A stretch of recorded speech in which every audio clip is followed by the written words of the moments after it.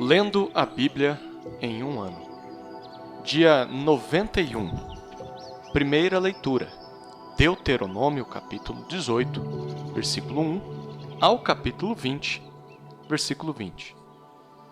Os sacerdotes levitas e toda a tribo de Levi não terão parte nem herança em Israel. Comerão das ofertas queimadas ao Senhor e daquilo que lhes é devido. Não terão herança no meio dos seus compatriotas. O Senhor é a herança deles, como Ele mesmo lhes prometeu. Será este, pois, o direito devido aos sacerdotes, da parte do povo, dos que oferecem sacrifício, seja gado ou rebanho. Devem dar ao sacerdote a espádua, as queixadas e o estômago. Vocês devem dar-lhes as primícias do cereal, do vinho e do azeite, e as primícias da tosquia das ovelhas. Porque o Senhor, o Deus de vocês, escolheu os levitas e os filhos deles do meio de todas as tribos de Israel para ministrarem em nome do Senhor todos os dias. Se um levita que estiver morando em qualquer das cidades de todo Israel vier com todo o desejo da sua alma ao lugar que o Senhor escolheu e ministrar em nome do Senhor, o Deus de vocês, como fazem todos os outros levitas que ali ministram diante do Senhor, ele deverá receber porção igual à dos outros levitas para comer, além das vendas do seu patrimônio. Quando vocês entrarem na terra que o Senhor, seu Deus, lhes der, não aprendam os costumes abomináveis daqueles povos.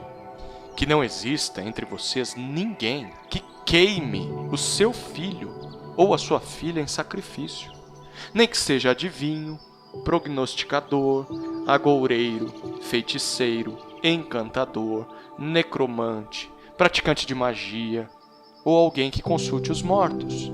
Pois todo aquele que faz tal coisa é abominação ao Senhor. E por estas abominações, o Senhor, o Deus de vocês, está expulsando esses povos de diante de vocês. Sejam perfeitos para com o Senhor, seu Deus. Porque as nações dessa terra que vocês vão possuir ouvem os prognosticadores e os adivinhos, mas o Senhor, o Deus de vocês, não permitiu que vocês fizessem tal coisa. O Senhor, seu Deus, fará com que, do meio de vocês, do meio dos seus irmãos, se levante um profeta semelhante a mim.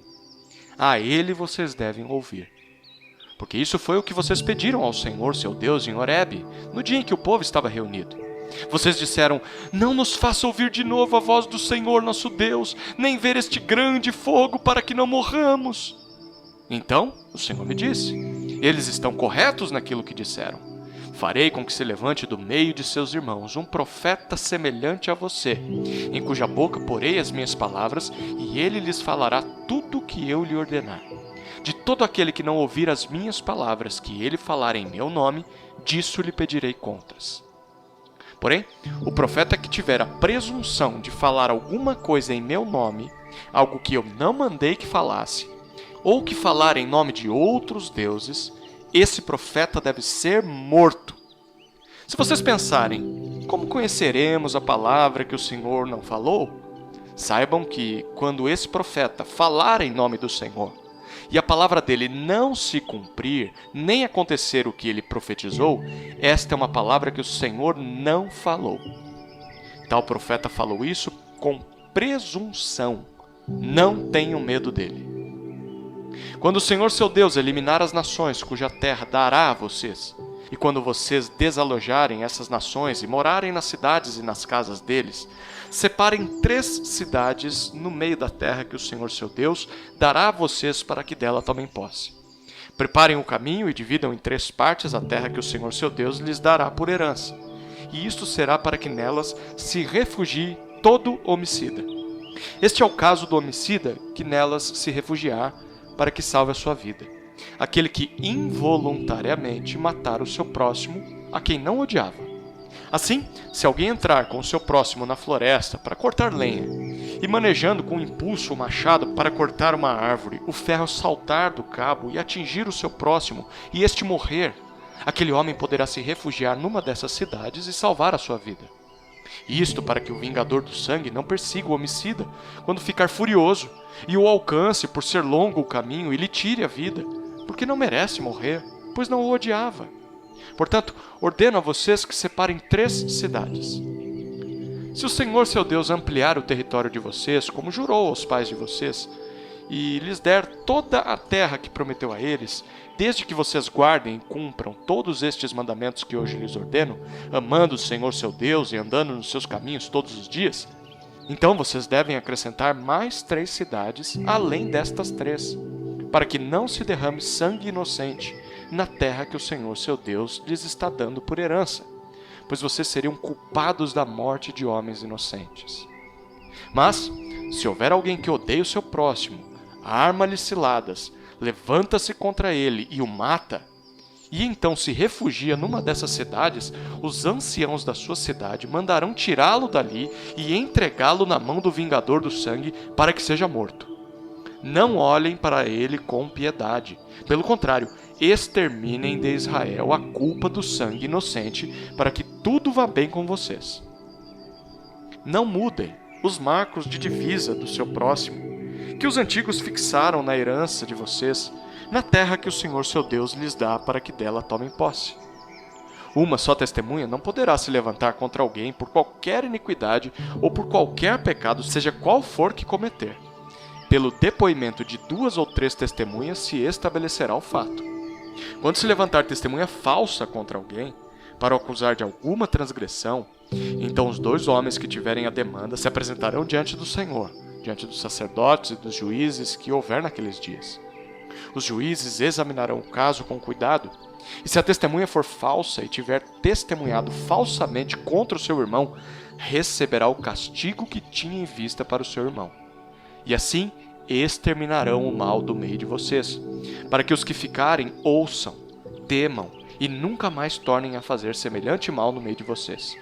Não olhem para ele com piedade, vida por vida, olho por olho, dente por dente, mão por mão, pé por pé. Quando vocês saírem para fazer guerra aos seus inimigos, e virem cavalos, carros de guerra, e um povo maior em número do que vocês, não tenham medo deles, pois o Senhor, seu Deus, que os tirou da terra do Egito, está com vocês. Quando estiverem se preparando para a batalha, o sacerdote se adiantará e falará ao povo, dizendo: Escute, povo de Israel!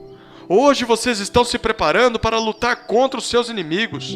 Que o coração de vocês não desfaleça, não tenham medo, não tremam, nem fiquem apavorados diante deles, porque o Senhor, o Deus de vocês, é quem os acompanha e vai lutar por vocês contra os seus inimigos para que vocês sejam salvos.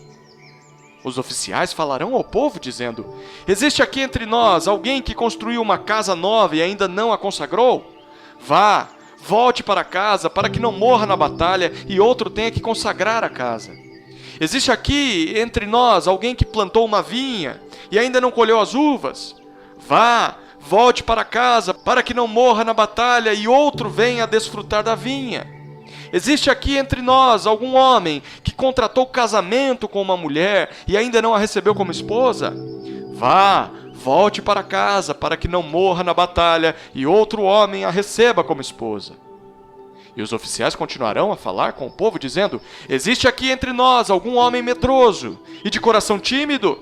Vá, volte para casa, para que os seus irmãos não acabem ficando com medo também. Quando os oficiais tiverem falado ao povo, designarão os capitães dos exércitos para que fiquem à frente do povo. Quando vocês se aproximarem de uma cidade para lutar contra ela, apresente-lhe primeiro uma proposta de paz. Se a resposta é de paz e os moradores abrirem os portões, todos os que estiverem na cidade serão sujeitos a trabalhos forçados e passarão a servir vocês. Porém, se eles não fizerem paz com vocês, mas declararem guerra, então vocês devem sitiar a cidade. E o Senhor, seu Deus, a entregará na mão de vocês, e vocês devem matar com a espada todos os do sexo masculino que houver na cidade. Mas vocês podem ficar com as mulheres, as crianças, os animais e tudo que houver na cidade, todo o seu despojo. Podem desfrutar o despojo dos inimigos que o Senhor, seu Deus, entregou a vocês.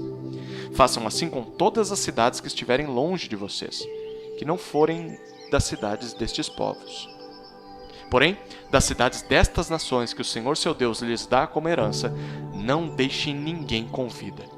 Pelo contrário, como o Senhor seu Deus ordenou, vocês devem destruí-las totalmente. Os heteus, os amorreus, os cananeus, os ferezeus, os heveus e os jebuseus, para que estas nações não ensinem vocês a fazer segundo todas as suas abominações que fizeram a seus deuses, pois vocês estariam pecando contra o Senhor seu Deus.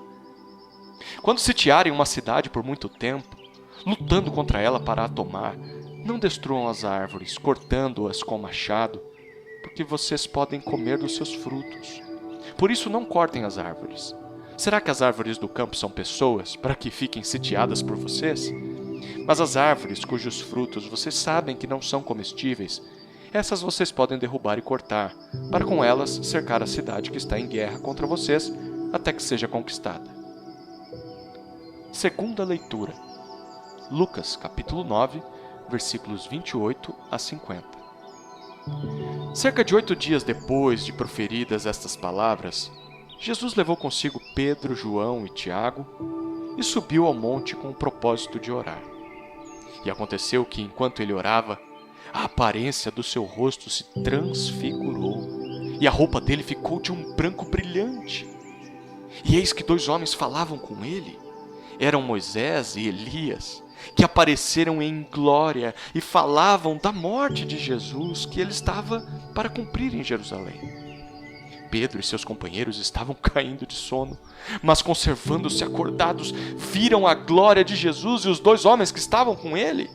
Quando estes começaram a se afastar de Jesus, Pedro lhe disse: Mestre, bom é estarmos aqui. Façamos 3 tendas, uma para o Senhor, outra para Moisés e outra para Elias. Porém, Pedro não sabia o que estava dizendo. Enquanto assim falava, veio uma nuvem e os envolveu. E ficaram com medo ao entrar na nuvem. E dela veio uma voz que dizia: Este é o meu filho, o meu eleito. Escutem o que ele diz. Depois daquela voz, perceberam que Jesus estava sozinho. Eles ficaram calados. E naqueles dias não contaram nada a ninguém a respeito do que tinham visto. No dia seguinte, quando eles desceram do monte, uma grande multidão veio ao encontro de Jesus. E eis que do meio da multidão surgiu um homem, dizendo em alta voz: Mestre, peço que o Senhor olhe o meu filho, porque é o único que tenho. Um espírito se apodera dele, e de repente o menino grita, e o espírito o convulsiona até espumar, e dificilmente o deixa depois de o ter maltratado. Pedi aos seus discípulos que o expulsassem, mas eles não puderam. Jesus exclamou: Ó geração incrédula e perversa, até quando estarei com vocês e terei de suportá-los? Traga o seu filho aqui. Quando o menino estava se aproximando, o demônio o atirou no chão e o convulsionou. Mas Jesus repreendeu o espírito imundo, curou o menino e o entregou ao pai. E todos ficaram maravilhados com a majestade de Deus. Como todos estavam admirados com tudo que Jesus fazia, ele disse aos seus discípulos: Prestem bem atenção nas seguintes palavras: O Filho do Homem está para ser entregue nas mãos dos homens.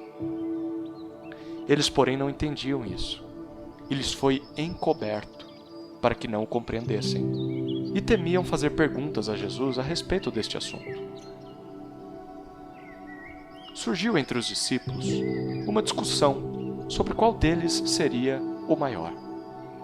Mas Jesus, sabendo o que se passava no coração deles, pegou uma criança, colocou-a junto de si e lhes disse: Quem receber esta criança em meu nome, é a mim que recebe.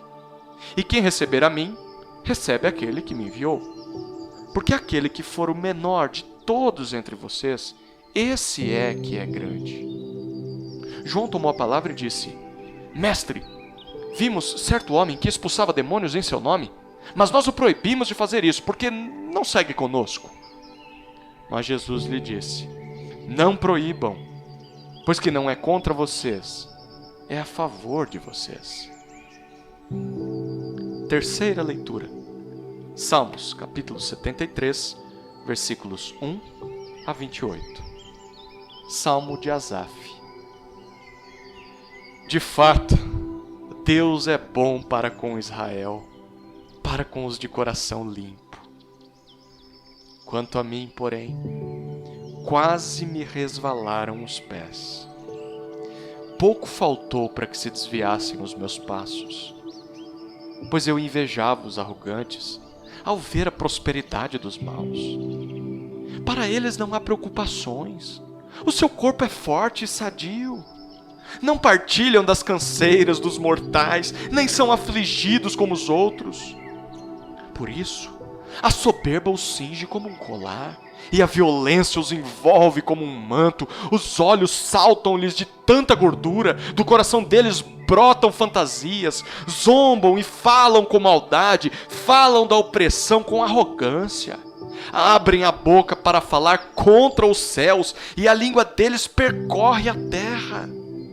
Por isso, o seu povo se volta para eles, e os que têm por fonte da qual bebe com avidez.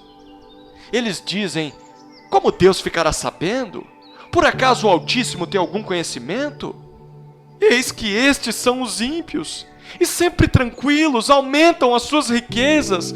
Com certeza foi inútil conservar puro o meu coração e lavar as minhas mãos na inocência, pois o dia inteiro sou afligido e cada manhã sou castigado. Se eu tivesse pensado em falar tais palavras, já aí teria traído a geração de teus filhos, ó Deus. Em só refletir para compreender isso, achei que a tarefa era pesada demais para mim.